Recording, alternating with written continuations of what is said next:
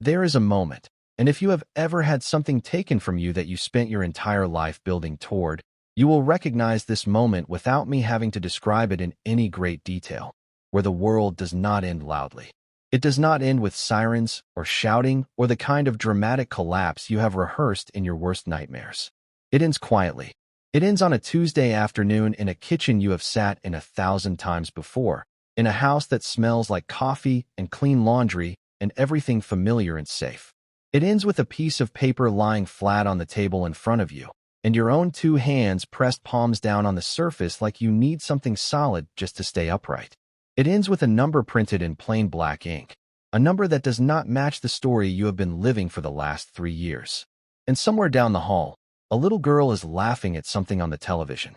That laugh, which used to be the absolute best sound in the world to you, now sounds like something you are already in the process of losing. The worst part is that she does not know it yet, and you are going to be the one who eventually has to explain it to her. And you have absolutely no idea how.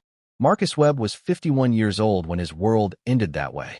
He was a white American man from Columbus, Ohio, the kind of man this country used to build entire neighborhoods around. Steady, private, hardworking in the quiet and unspectacular way that does not make headlines, but keeps communities functional and families grounded. He ran a small contracting business that he had built from scratch over 20 years, starting with a single pickup truck, a set of hand tools, and a handful of referrals from satisfied neighbors, growing it slowly and without shortcuts into something that employed 4 full-time men and had a genuine reputation on the east side of Columbus that Marcus was proud of and worked hard to protect. He paid his mortgage on time every single month without exception.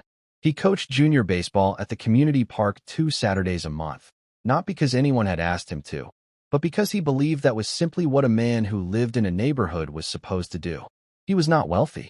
He was not flashy or dramatic or the kind of person whose presence fills up a room when he walks into it. He was just a good man, steady and reliable and present, the kind of man who shows up.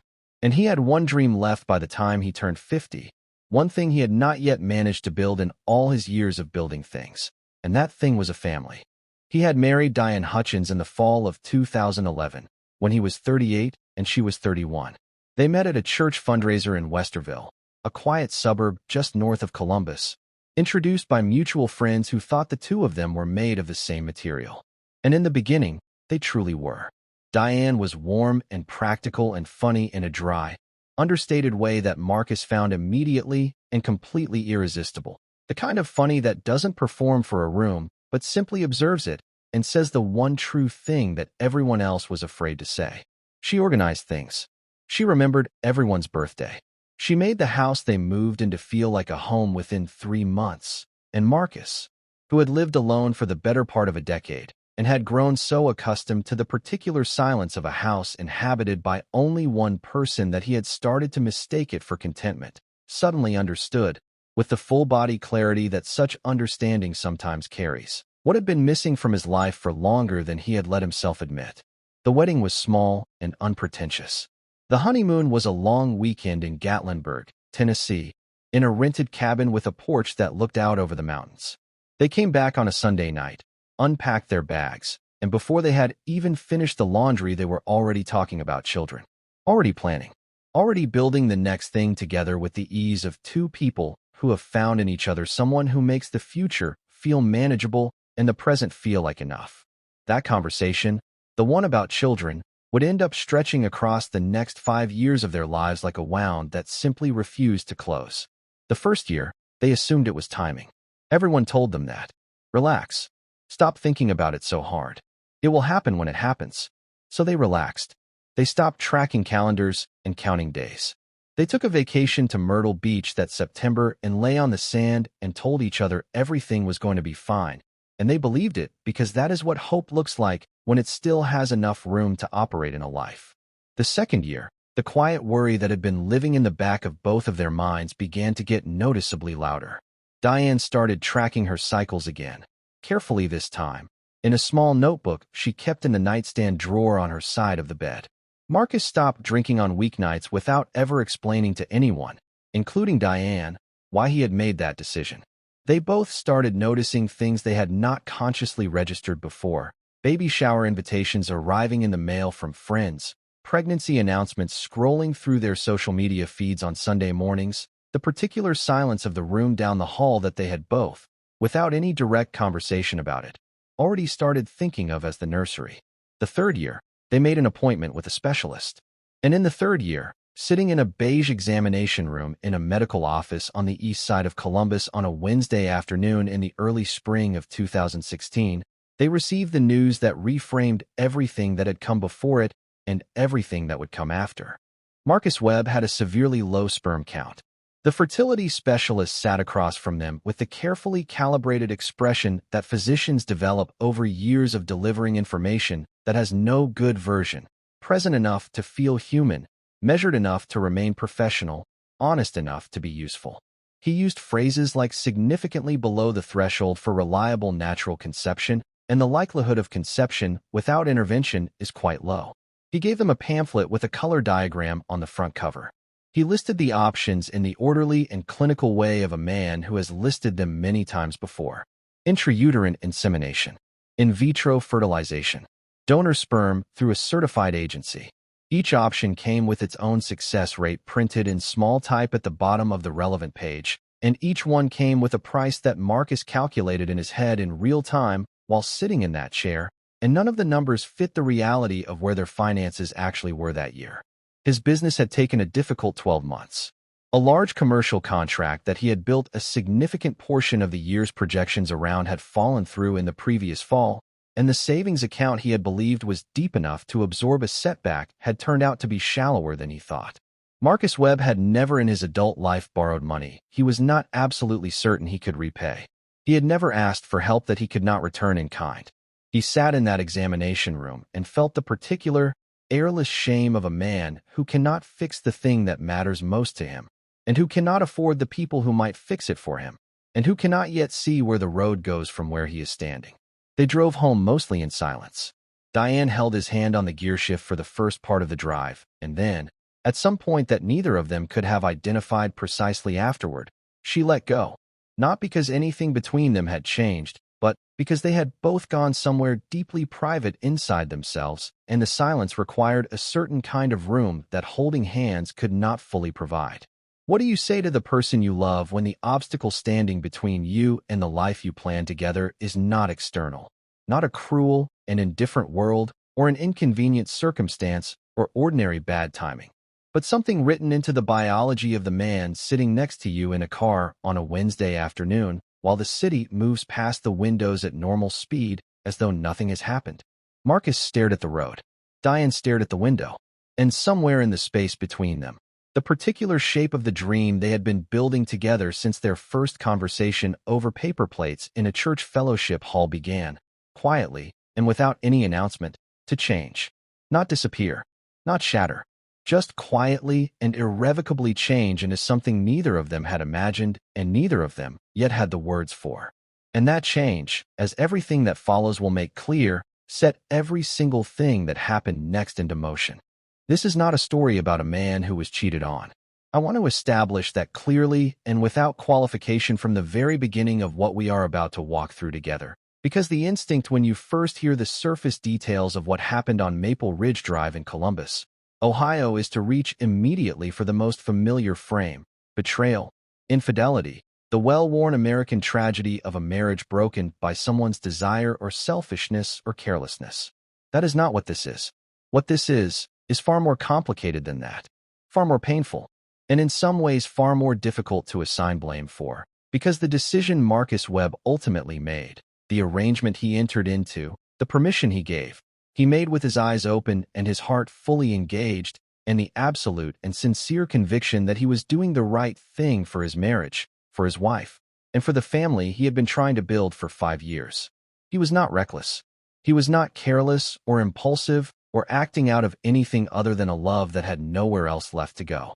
He was a man who had run every available option through his mind repeatedly and found them all either unaffordable or unavailable, and who had turned to the only door he could still see open. He gave permission. He negotiated the terms himself. He shook hands with a man he had known for 4 years and trusted completely. And he was still betrayed, from multiple directions at once. By the man he had trusted, by the woman he had married. and by a secret that had been living quietly inside his marriage for years before any arrangement was ever discussed. A secret that had nothing to do with infertility or neighbors or any of the decisions that followed, that belonged to Diane alone, and that she had buried so deeply and so thoroughly that she had almost managed to convince herself it was gone for good. But before we get to the DNA results, before we arrive at that Tuesday afternoon and that kitchen table and that piece of paper with the number that finally cracked the story open, you need to understand what kind of man makes the decision Marcus Webb made. You need to understand the road that led from that doctor's office in the spring of 2016 to the Thursday evening in March of 2019 when Marcus walked across 2 driveways in the dark with his hands in his jacket pockets and knocked on his neighbor's front door. Because that road was not short, and it was not simple, and every step of it made a certain and specific kind of sense to a man who was doing his best with what he had, and who was trying, in the only way he could still see, to hold on to the thing he loved most before it slipped entirely and permanently out of his hands. Before we go any further into this story, I want to take a moment to lay out the full architecture of what we are dealing with here, to give you the complete shape of it before we walk through it together piece by piece. Because this is the kind of story that has a way of appearing simpler than it actually is when you first encounter the surface of it. A couple struggling with infertility across 5 difficult years. A private arrangement made with a neighbor they had known and trusted for 4 years. A pregnancy. A birth. A daughter. A family that, for 3 years afterward, looked entirely real and felt entirely real and was, in all the ways that genuine love makes things real, as authentic as any family on that street or any street in any city in this country. And then a DNA test. And then the truth. That is how it looks from the outside. But underneath that surface there are 3 questions. And those 3 questions are the real architecture of everything that happened to Marcus Webb and Diane Webb and to their neighbor Derek Colton. 3 questions I want you to carry with you as we walk through this story together, because when the answers finally arrive, and they do arrive, all 3 of them, they do not land the way you expect them to, and they do not release the tension the way answers are supposed to. They deepen it. The first question is the most immediate one, the one that hits first when the DNA results come in, and it is this. If Derek Colton was brought into this arrangement specifically and exclusively to help Marcus and Diane conceive a child, if that was the entire stated purpose, the complete and only justification for what passed between those 2 households, then why did the DNA test come back showing, conclusively and without any room for ambiguity, that Derek Colton was not the biological father of the child that Marcus Webb had been raising for 3 years? Not a partial match, not a borderline number that left room for a second opinion, not the father. The results were definitive. After everything the arrangement had cost, the money paid out across months of compensation, the trust placed in a man they genuinely considered a friend, the profound and irreversible moral weight of a decision that no couple makes without fear and deliberation, and the certain knowledge that they are crossing a line they will not be able to uncross. After all of that, the little girl sleeping down the hall had no biological connection to Derek Colton whatsoever. So the question becomes unavoidable and immediate. If not Derek, then who? And the answer that Diane eventually gave her husband, when the lies had finally run out of space and the silence had become more costly to maintain than the truth was to speak, is the answer that changes the entire meaning of the story and reaches back further into the past than any of them had anticipated when the DNA envelope was opened. The second question is the one that first made Marcus Webb feel the specific and cold burn of what he would later describe not as heartbreak, but as a particular kind of fraud. And the question is this. Derek Colton had known, before he ever agreed to the arrangement, before he ever accepted the first month of compensation, before he ever sat on that porch and listened to Marcus describe 5 years of trying and a diagnosis and a financial wall and a desperate hope, Derek had known that he also had a fertility issue. He had received that information from his own physician during a routine examination in the fall of 2017, 2 full years before Marcus knocked on his front door in March of 2019. It was not information he had casually forgotten in the moment. It was not a detail he had failed to consider relevant. He had known.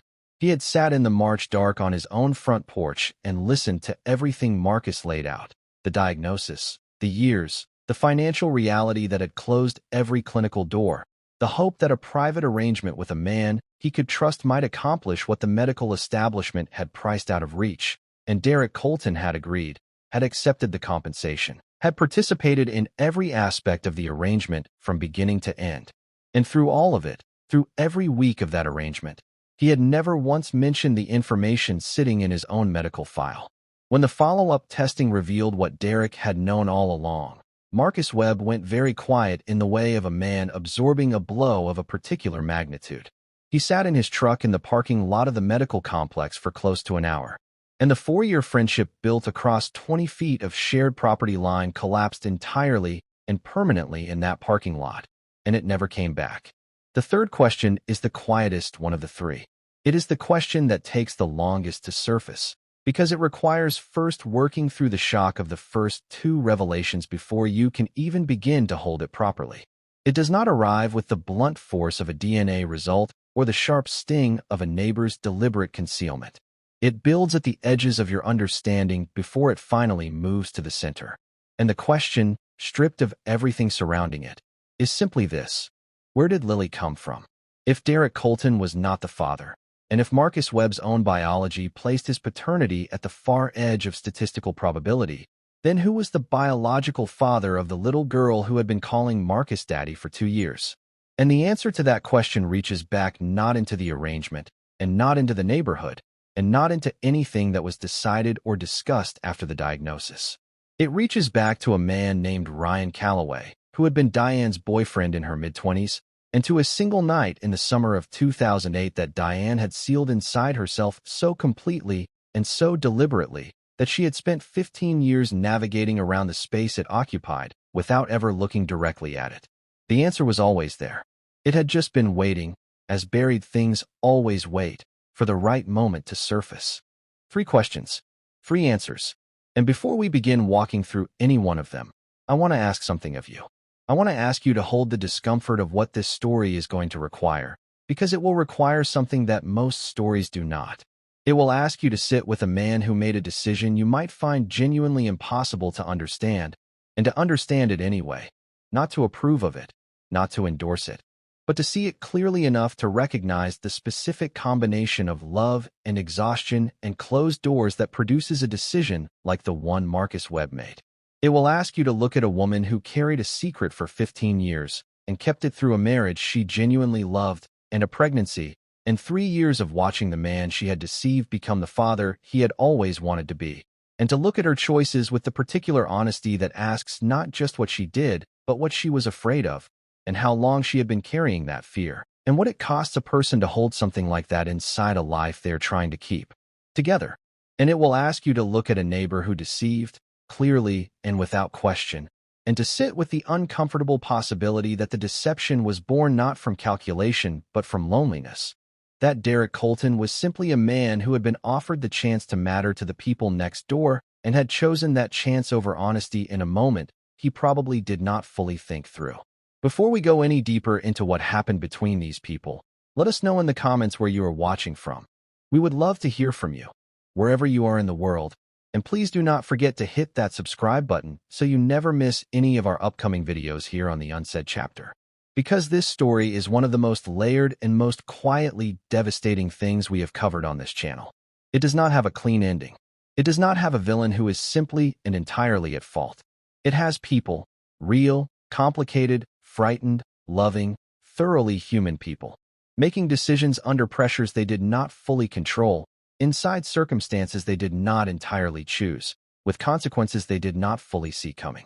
And it has a little girl named Lily, 3 years old when the DNA results arrived, sleeping down the hall while the world she was born into came apart at the seams around her. She is the part of this story that stays with you. So let us go back now, all the way back to the beginning of the road that led Marcus Webb to that kitchen table, to that piece of paper, and to the moment when the story of his own life turned out to have chapters in it that he had never been given. Columbus, Ohio is not the kind of city that makes the national news very often. It is a city of neighborhoods, of ranch houses and 2-car garages and community parks and high school football games that fill entire stadiums on Friday nights with the particular collective energy of places that have not yet lost faith in ordinary things. It is a city where people know their neighbors, or at least believe they do, and where the rhythms of daily life carry a steadiness that can make the extraordinary feel genuinely impossible right up until the moment it arrives without warning. Maple Ridge Drive, where Marcus and Diane Webb had made their home, was exactly that kind of street. Wide enough for two cars to pass each other comfortably. Old enough to have mature oak trees that formed a canopy over the road in summer and dropped enough leaves in fall to keep every homeowner busy with rakes for 3 weekends in a row. The houses had been built in the late 1980s, 3-bedroom, 2-bath, single-story construction that was solid without being impressive and familiar without being forgettable. The Webbs had moved into number 44 in the spring of 2012, the year after their wedding. Marcus had painted the shutters dark green that first summer. Diane had planted a garden along the front walkway that first year and had tended it with discipline and patience every spring and summer since. The kind of sustained care that turns a seasonal project into something that looks like it has always been there. Marcus had built the deck in the backyard across 6 weeks of evenings, working after his contracting jobs with the precision and efficiency of a man who has been building things his whole life and knows how to read lumber and trust a level. It was a home. A real and considered and loved home. The kind that takes years of deliberate effort to build, and that cannot be replaced by anything that does not also take years. Derek Colton had moved into number 46 in the summer of 2015. He was 43 at the time, recently divorced from a woman named Sandra who had relocated to Cincinnati after a settlement that gave Derek the house, and, by his own description in conversations that surfaced much later, a great deal of square footage and very little else.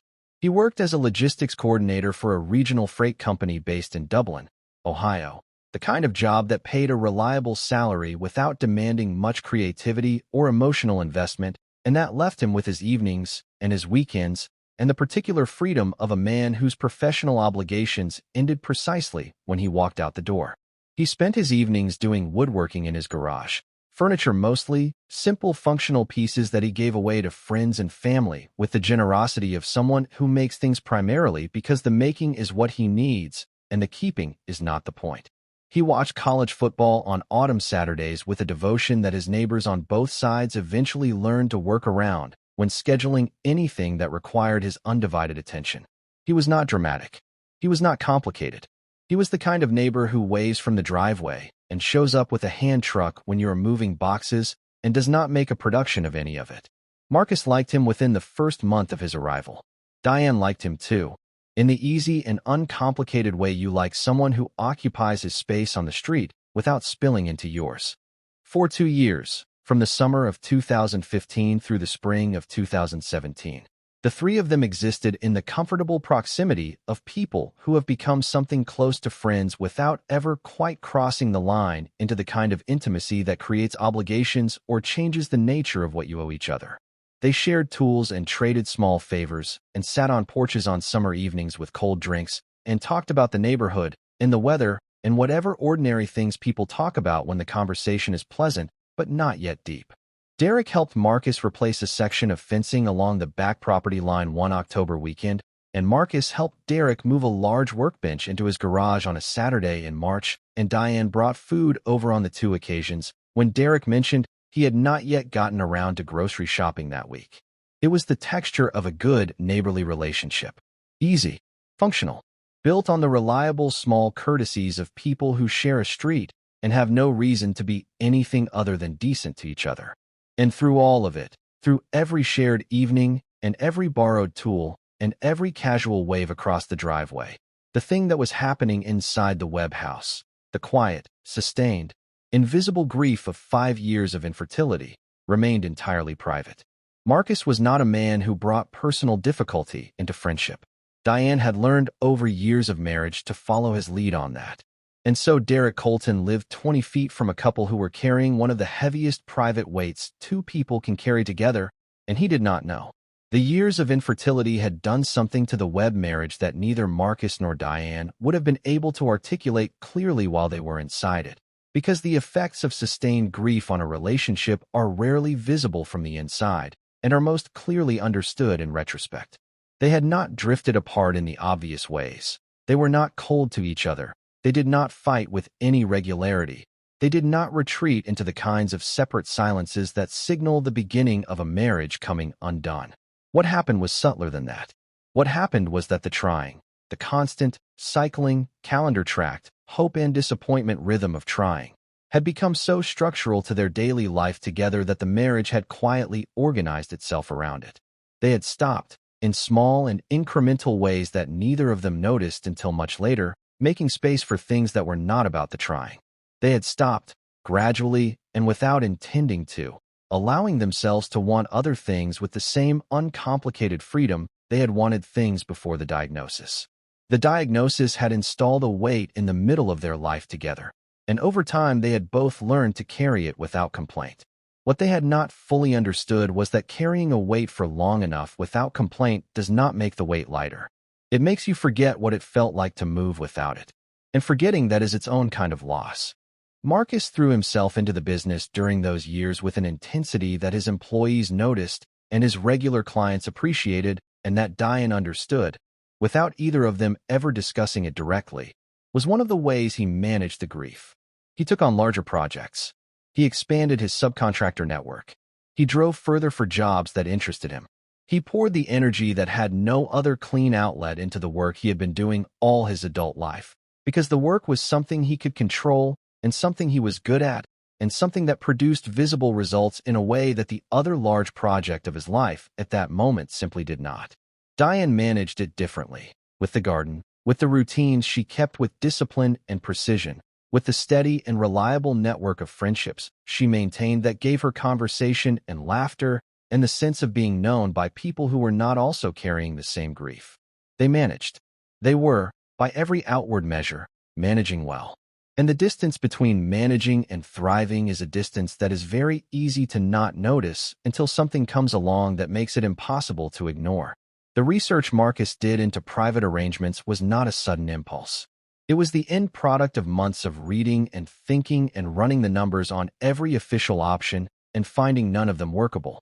He had read forum threads and personal essays and one long account by a man in a similar situation who had described a private arrangement with a close friend in a way that made the logic of it visible without making it seem simple or without consequence. Marcus had brought the idea to Diane carefully and incrementally, the way he brought every significant idea to her, not as a fait accompli, not as a demand, but as a question he was genuinely asking, looking for her honest reaction before he decided whether to take the next step. They had talked about it over the course of several weeks. Diane had been quiet in those conversations in the particular way of someone who is thinking very carefully and is not yet ready to say what they are thinking. And then, on a Sunday evening in early March of 2019, she had said yes. Not enthusiastically, not simply, but yes. And they had agreed, in the same conversation, that the only person in their lives who met every requirement, trustworthy enough to tell, private enough to keep, close enough to know, but not so close as to complicate everything, was Derek Colton. Marcus Webb knocked on Derek Colton's front door on a Thursday evening in March of 2019 at approximately 8:15, after the street had gone quiet and the porch lights on either side of Maple Ridge Drive had come on against the dark. He had come directly from dinner, had not called ahead, and had told Diane simply that he was going over. She had said okay. She had not asked him what he was going to say, because they had already said everything they needed to say to each other about it. What Marcus said to Derek that night, on the porch of number 46 with his hands in his jacket pockets and his breath visible in the cold air, was the most difficult thing he had ever said to another person in the entirety of his adult life. He had rehearsed it dozens of times, in the truck, in the shower, in the long quiet hours before dawn when the house was silent and the problem had the full space of his attention. He had prepared multiple versions and discarded all of them, because no version of the rehearsal had felt sufficiently honest or sufficiently direct or sufficiently like the thing he was actually trying to ask. By the time he stood on that porch, he had abandoned the rehearsal entirely and was simply speaking the truth in the order in which it needed to be said, which is the only thing a man can do when the truth is the only tool he has. He told Derek everything. The diagnosis in 2016 and what the specialist had said.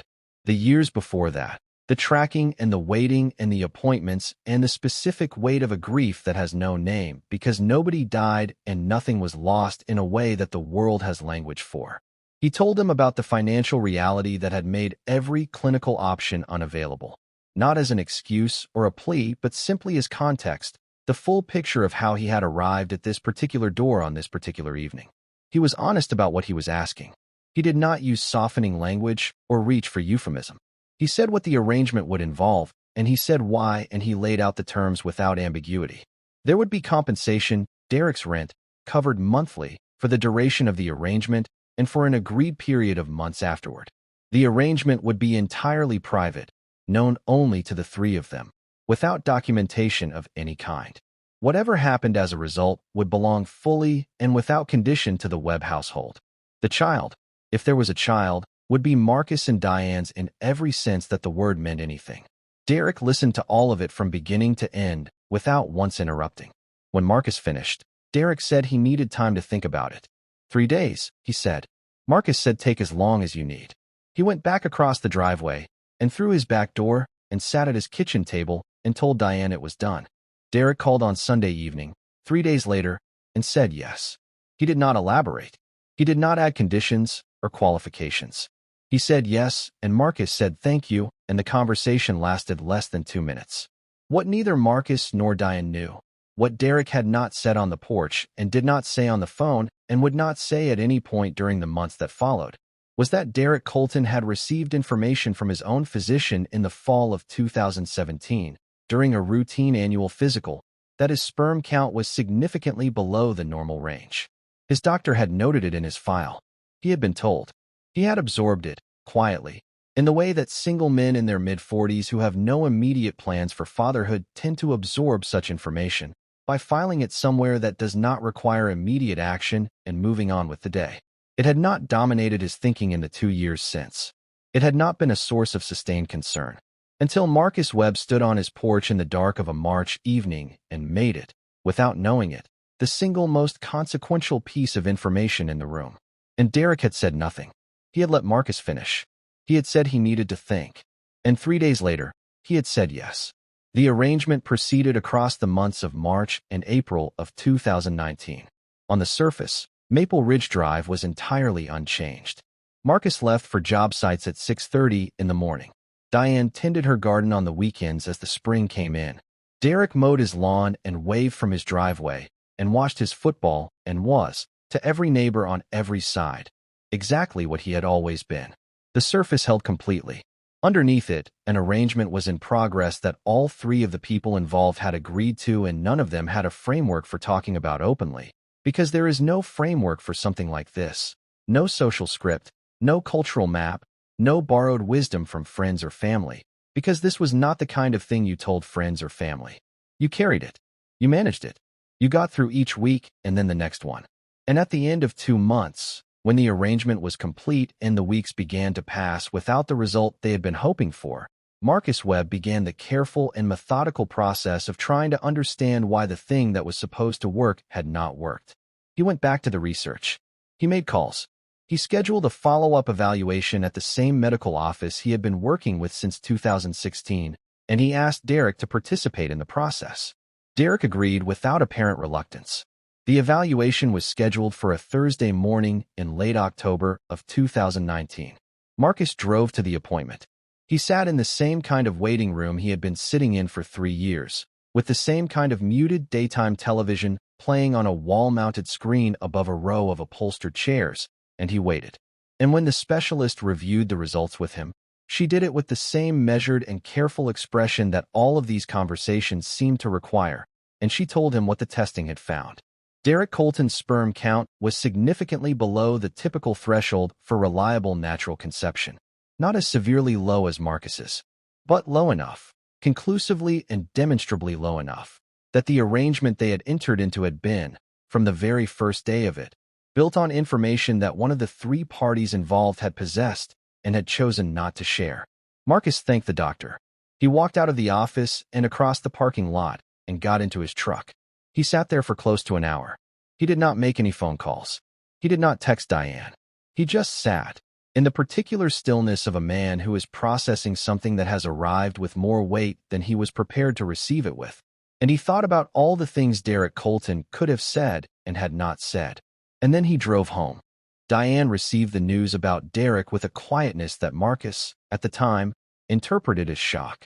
He would understand later, when many other things had been revealed, that what he was observing was not shock at all.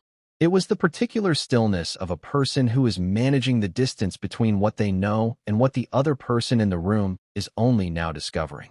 The stillness of someone who already has their answer prepared for a different and much harder question, and who is simply waiting for that question to arrive. But Marcus did not see that yet. What he saw was a wife who was as shaken as he was. What he focused on, in the weeks that followed the medical findings about Derek, was the question of what to do about it. He consulted an attorney, a family lawyer in Westerville, who listened to the full account and gave him an honest and realistic assessment of what the legal path forward actually looked like. The arrangement had been private. It had been undocumented. It had been entered into by adults who had made their choices without any formal agreement or legal structure. The attorney was kind and direct.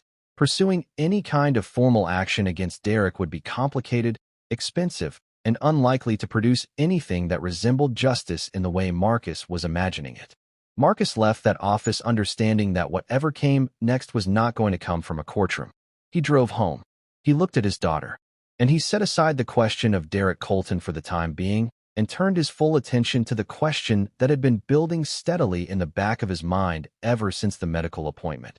The question of where Lily had actually come from. Lily Webb had been born on a Thursday morning in October of 2020. She was healthy and loud and full of presence from the very first moment. Dark-haired, bright-eyed, with a temperament that seemed to have opinions about the world before she had the vocabulary to express them. Marcus had been in the delivery room for the entire labor. He had held her within minutes of the birth, before the nurses had finished their initial assessments, and he had looked at her face with the particular stunned attention of a man who has been waiting for something for so long that its actual arrival feels slightly unreal. He stood in the hospital parking lot afterward, in the cold October dark, and called his mother from a parking space under a light that kept flickering. He stood there in the cold with his phone pressed to his ear and cried in a way he had not cried since he was a child. Not from sadness or relief exactly, but from the simple and staggering reality of holding, for the first time in his life, a person he was entirely and permanently responsible for. His mother cried with him on the other end of the line. And when the call was done, Marcus Webb stood alone in a hospital parking lot in Columbus, Ohio, for another few minutes, just breathing. Just being the thing he had waited his whole adult life to be. A father. For 3 years after that night, Marcus Webb was the father he had always told himself he would be, in every way that the word has meaning. He was at every pediatric appointment, sitting in the small waiting area chairs with his large contractor's hands folded in his lap, listening carefully to everything the doctors said. He built a swing set in the backyard across 2 full weekends in the spring of 2021, selecting the lumber himself at the hardware store and constructing it with the same precision and patience he brought to every physical project. Level lines, squared corners, hardware torqued to the exact specification. He read to Lily every single night, a ritual that began when she was 6 weeks old and that had not been broken once in 3 years. Not during the difficult weeks of the aftermath, not during the nights when the weight of what he had discovered made sleep feel impossible, not once. He coached her on the swing. He taught her the names of the tools in his truck. He watched her walk for the first time on a Saturday afternoon in the kitchen, taking 4 staggered steps from the cabinet to where he was crouching on the floor with his arms out.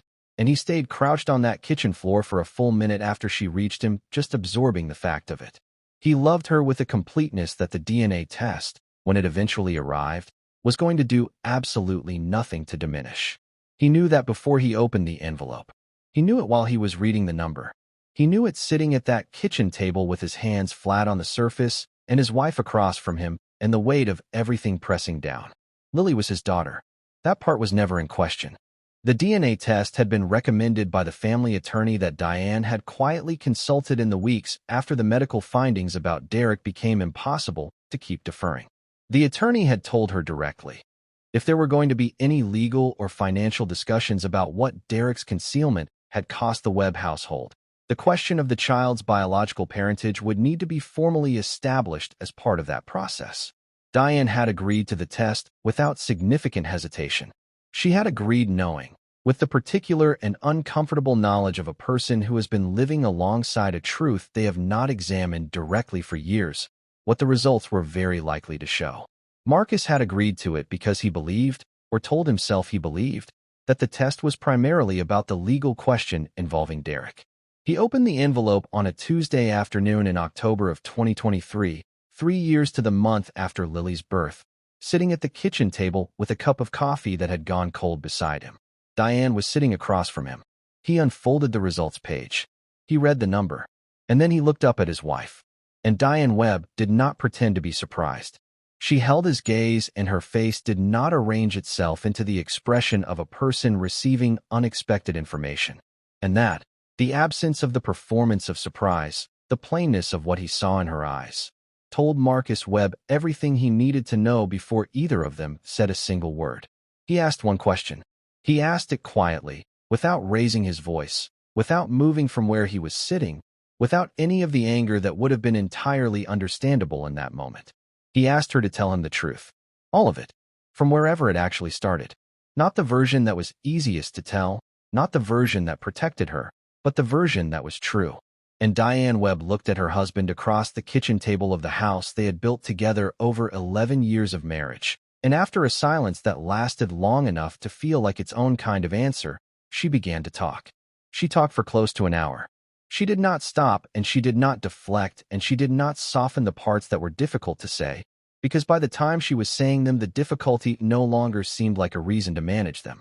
The truth had been waiting a very long time to be spoken, and it turned out that speaking it, even into the specific and terrible silence of a husband who is hearing it for the first time, was something close to a relief.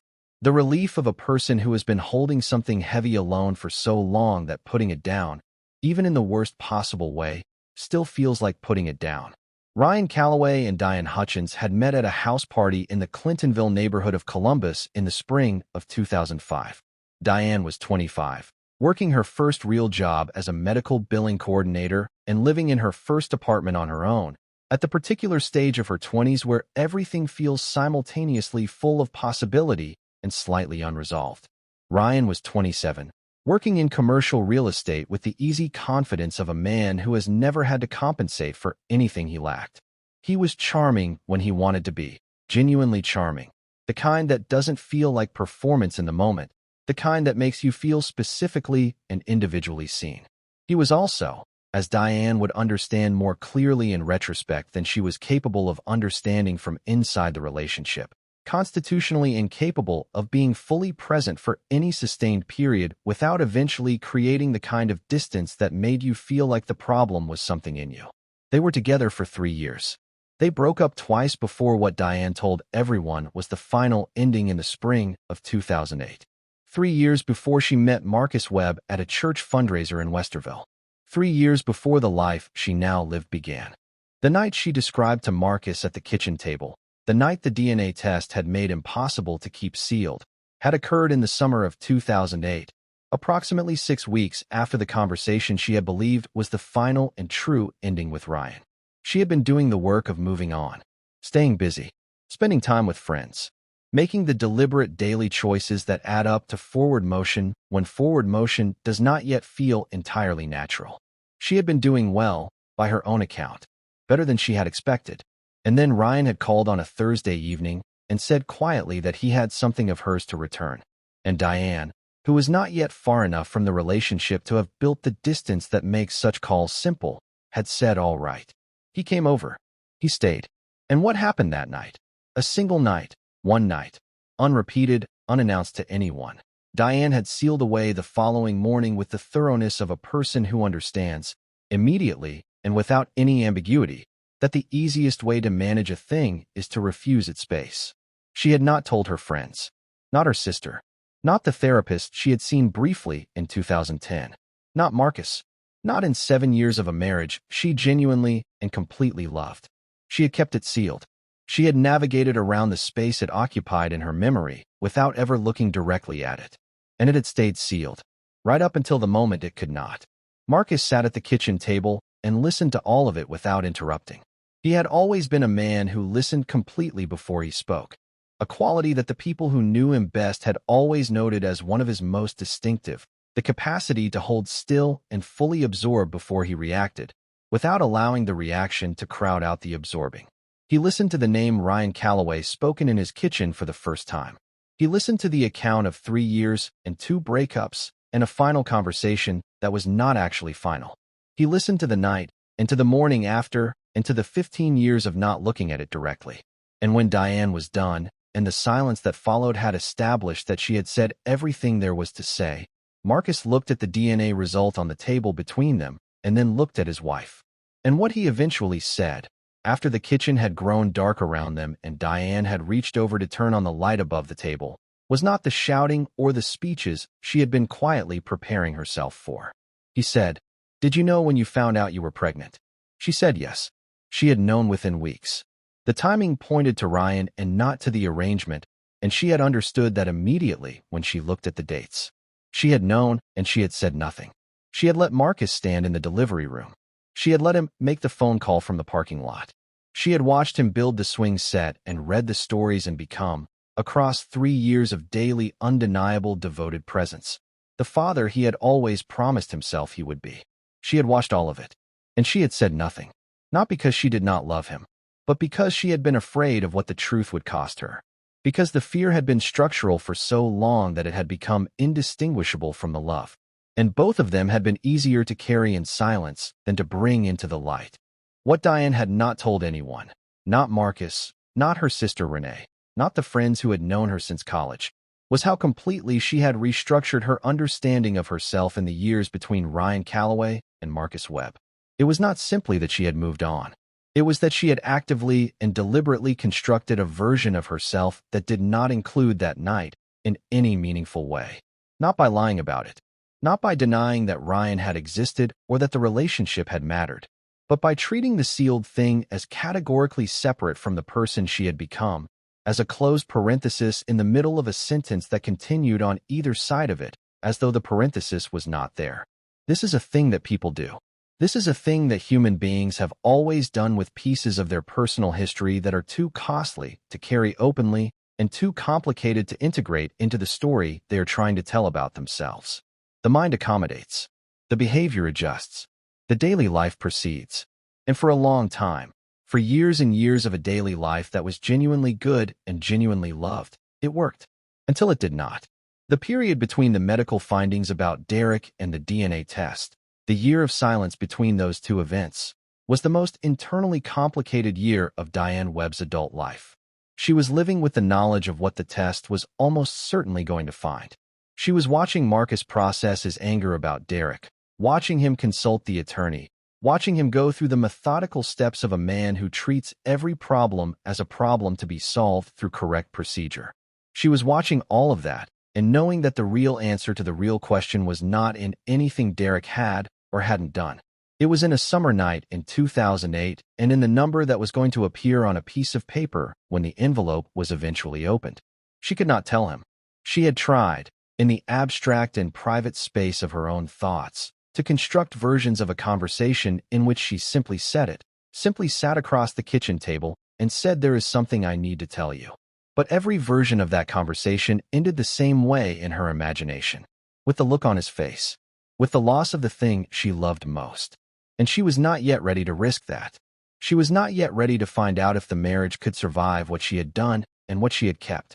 So she waited. She carried it for another year. And then the attorney suggested the DNA test, and the DNA test was agreed to, and the envelope arrived, and she sat across the table from her husband while he read the number, and the decision she had been deferring for 15 years was made for her by a piece of paper and a laboratory result, which is not how any of us would choose to arrive at the truth, but is sometimes how the truth arrives anyway. The attorney Diane had consulted, a woman named Patricia Hess, who practiced family law in a small office on North High Street in Worthington, had been careful and deliberate with her in the way that good attorneys are when they understand they are talking to someone who is managing several layers of a difficult situation simultaneously. Patricia had not pushed Diane toward the DNA test as a punitive measure or as something designed to force a revelation. She had recommended it as a practical legal step in the context of the potential action against Derek Colton. But she had also, in the careful and indirect way of a professional who knows more than she is saying, told Diane that whatever the test found, the findings would need to be addressed honestly with her husband. That the legal process, once initiated, has a way of producing truths that people were not prepared to produce voluntarily. Diane had understood what Patricia was telling her. She had gone home from that meeting and sat in her garden for a long time. And then she had agreed to the test. Because there is a point at which the management of a truth becomes more exhausting than the truth itself would have been if you had told it years ago. Diane Webb had reached that point. She had been at that point, she would admit later to Carol Brennan in therapy, for longer than she had let herself acknowledge. Marcus Webb spent that night in the guest room. He spent the next 2 nights there as well. He did not slam any doors. He did not make any phone calls. He did not tell anyone what had happened. Not his mother, not his oldest friend from the contracting business, not a single person. He sat with it the way he sat with every large and difficult thing, privately, completely, without allowing it to spill into the spaces of his life that it did not yet need to occupy. On the 4th morning, he got up before 6 and drove to a park near his regular job site in Gehenna and sat on a bench with a gas station coffee and watched the park come to life around him in the early light. Joggers, dog walkers, a woman with a stroller moving along the path at the unhurried pace of a person with no particular schedule.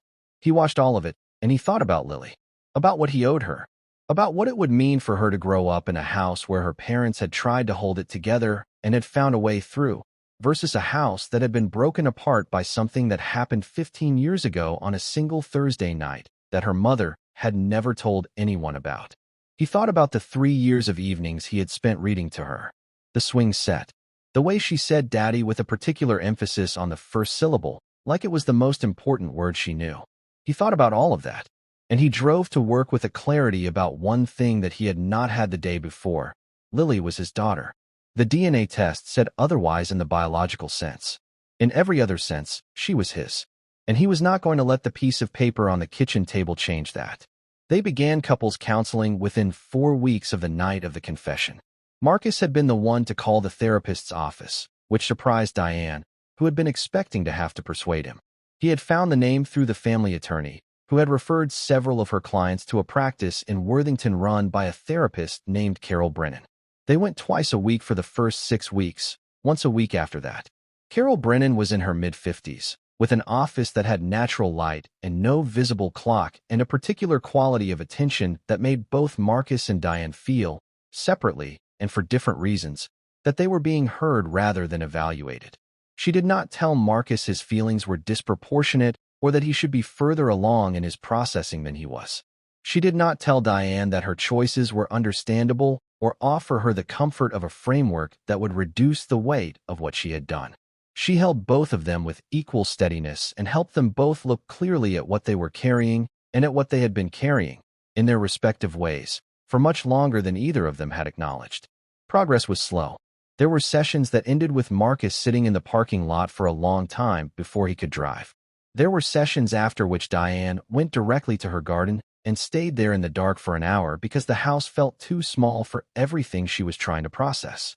But they kept going, every week, without exception, because whatever else had been damaged or broken between them, the decision to keep going was the one both of them were still most certain about. Derek Colton had relocated to Dayton by the time any of what had happened between the two households became known to anyone beyond them.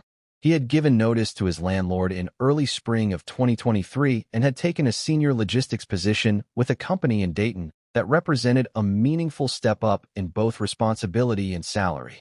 The timing of his departure and the timing of the DNA revelations were close enough that several neighbors on Maple Ridge Drive, who eventually became aware in the partial and speculative way that neighborhood awareness tends to operate, drew conclusions that were not entirely wrong.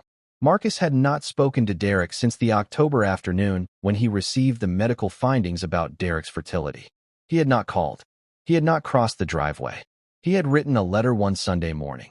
A single handwritten page on plain white paper, using a pen he kept in the kitchen drawer, in which he said everything he had been carrying about what Derek had done and why it had mattered and what it had cost. He sealed the letter in an envelope. He wrote Derek's name on the front. He put it in his desk drawer. He had never sent it. He looked at it occasionally, when he opened that drawer for something else. And he had come to believe, over time, that the unsent letter was the more honest document of the two, that the version addressed to no one, requiring no response, needing no delivery, was closer to the truth than any version that would have had to survive the modifications that communication always requires when it must land in another person's hands. The question of Ryan Calloway was handled with the same careful deliberateness that Marcus and Diane, with Carol Brennan's guidance, brought to every question that did not have an easy answer. Marcus had asked, in one of the early sessions, whether Ryan knew about Lily. Diane said no. Ryan had moved to Atlanta in 2010, 2 years after the night that Diane had sealed away, and had built a life there, married to a woman named Jennifer, 2 children of his own, a career in commercial real estate that had been his professional identity for 20 years. He had no knowledge that a child existed. No knowledge that his name had surfaced at a kitchen table in Columbus, Ohio, in the context of a DNA test and a marriage in crisis. Whether he would eventually be told, and whether Lily, as she grew into a person capable of asking questions about her own origins, would have the right and the need to know who her biological father was a question that Marcus and Diane spent many sessions with Carol working through from multiple angles without arriving at a final resolution. The therapist was careful to note that it was not a question that needed to be resolved in the immediate term. It was a question that belonged as much to Lily as to anyone else in the situation. And Lily was 3 years old. The question could wait for Lily to be old enough and ready enough to hold it. When she was, she would be told the truth.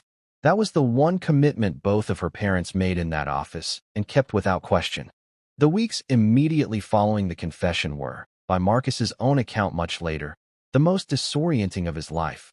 Not because of what was taken from him, though that was real and that loss was real, but because of the particular problem of not knowing what to do with a grief that had no clean name.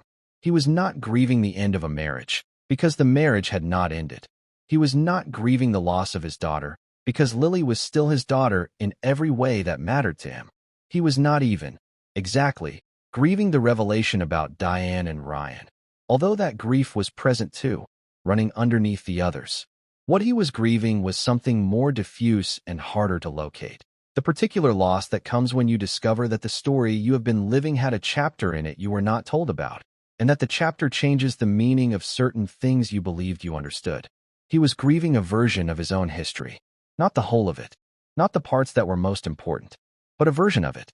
And that particular grief is one that has no timetable and no clear resolution, and that cannot be processed by the methods available to us for other kinds of loss, because it is not about the future, it is about the past, and the past cannot be changed by any amount of work or willingness or love.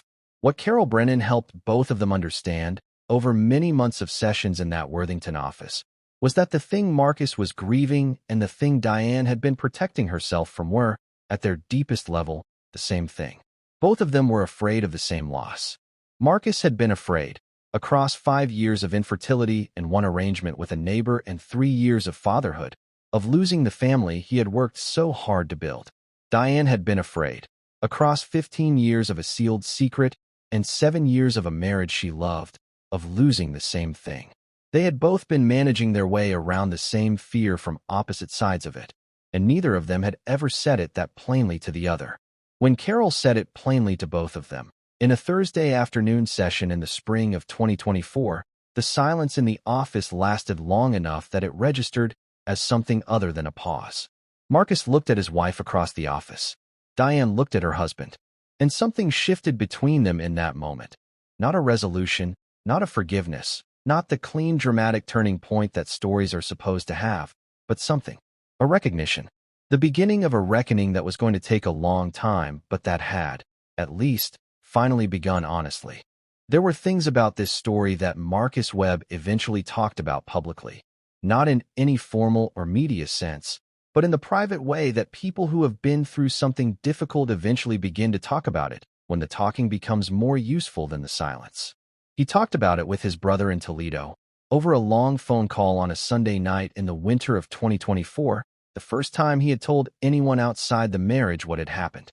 His brother listened the way a good brother listens, completely, without editorializing, without rushing toward a verdict. And when Marcus was done, his brother said something that Marcus would repeat to Carol Brennan the following week. He said that what Marcus had done, in agreeing to the arrangement in the first place, was the act of a man who had run out of conventional options and had done the only thing he could still think to do with a love that had nowhere left to go. That was not a justification. It was not an endorsement. It was simply a recognition of the specific human circumstances that produce specific human decisions, and a refusal to reduce a complicated man to a simple judgment. Marcus had sat on the phone in his truck in the driveway for a long time after that call ended. And then he went inside. And Lily was still awake, sitting at the kitchen table with a picture book open in front of her, and she said, "Daddy home?" And he said yes. And he sat down next to her. And they looked at the book together until she fell asleep in his lap. There is a version of this story that ends cleanly, where the betrayals are resolved, the secrets are fully processed, the marriage either survives or doesn't, and the whole thing wraps up in a way that lets you walk away from it with a clear verdict about who was at fault and whether justice was served. That version of the story would be satisfying. It would give you somewhere to put your feelings about it. But that is not the version that actually happened, and it is not the version we are here to tell. What actually happened is that Marcus Webb and Diane Webb are still in the house on Maple Ridge Drive, still in the marriage, still in the slow and nonlinear and genuinely uncertain process of finding out whether what they have is strong enough and honest enough to become, over time, the thing it was before the piece of paper arrived on the kitchen table. They are working on it.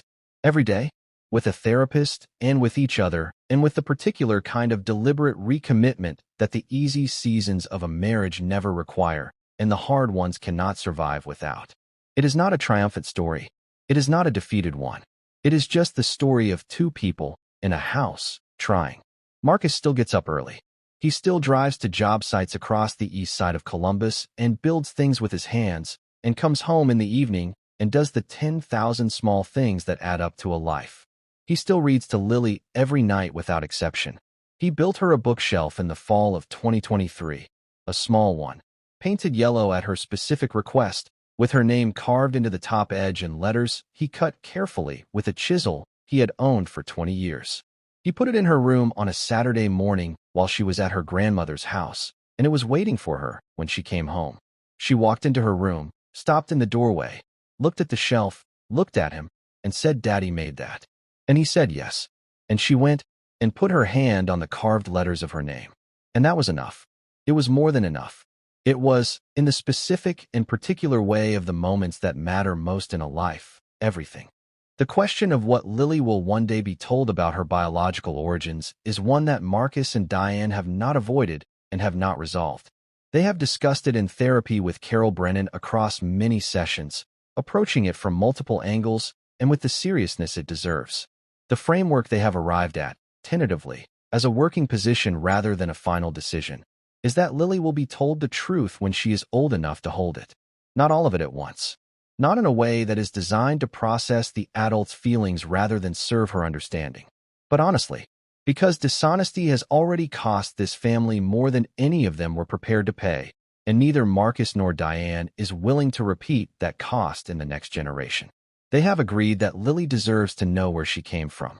They have agreed that she deserves to have that information in a way that is age-appropriate and carefully framed and delivered by parents who have done the work of processing their own feelings about it before they ask her to process hers. When that conversation will happen and exactly how it will be had, they do not yet know. But they know it will happen. And that commitment, the commitment to honesty in the direction of their daughter, even when honesty is the harder thing, is perhaps the most meaningful thing to come out of everything that happened. Derek Colton, in the months after his move to Dayton, reached out once. A text message to Marcus, sent on a Sunday evening in the fall of 2023, that said simply that he was sorry, that he had thought about what he had done with the medical information and that he understood it had been wrong, and that he hoped Marcus was doing all right. Marcus read the message and sat with it for 3 days before responding. What he eventually sent back was a single line. "I appreciate you saying that." He did not say he forgave Derek. He did not say things were okay between them. He said he appreciated it. And then he put the phone down. And that, as far as Marcus Webb was concerned, was the end of what he had to say to Derek Colton. Not out of bitterness, exactly, more out of the particular clarity that comes when you have reached the natural boundary of what a relationship was capable of surviving, and you are simply acknowledging the boundary rather than fighting it. The house at number 46 on Maple Ridge Drive has a new family in it now.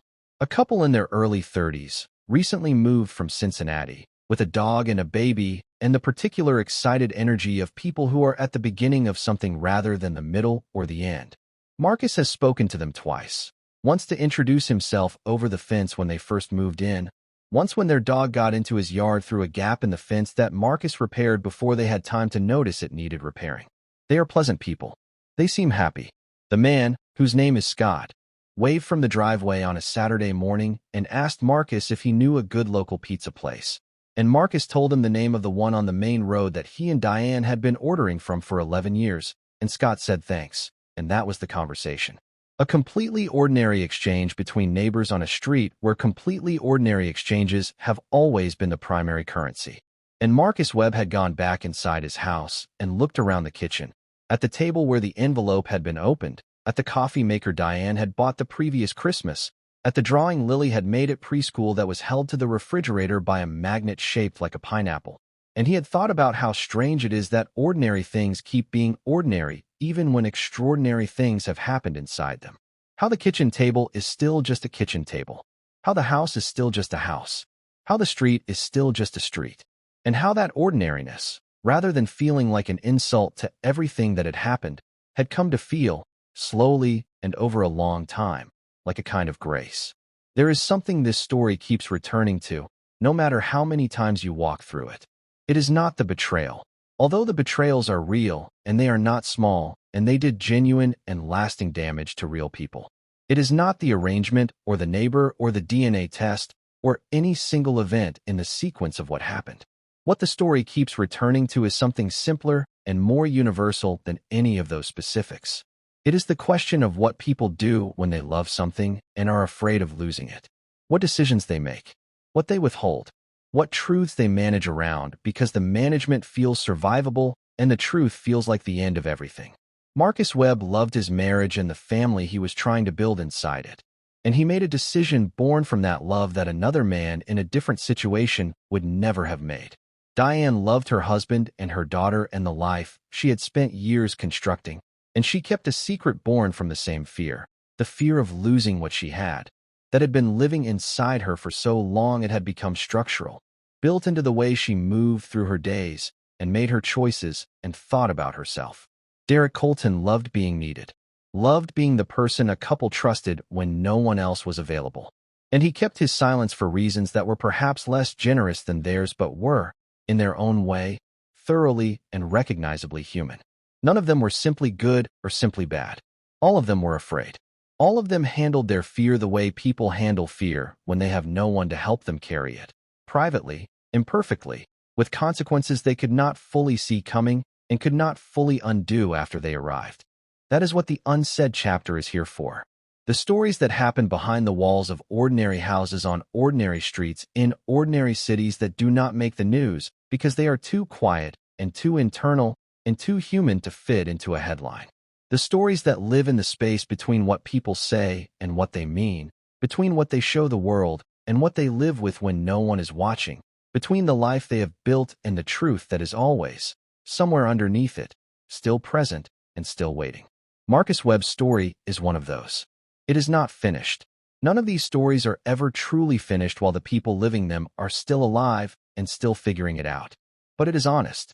And honest is the only thing we have ever promised you here on this channel. So thank you for watching. Thank you for staying all the way through. We will see you in the next one.